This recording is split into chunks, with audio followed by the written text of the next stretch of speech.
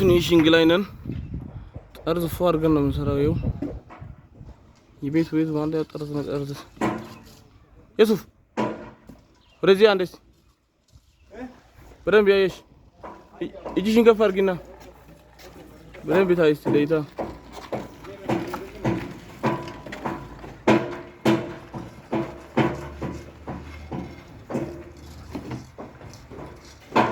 ይሄንን ጠርዝ የሰራ ነው። እቺን መጋጠሚያ ቀርታ ነበር።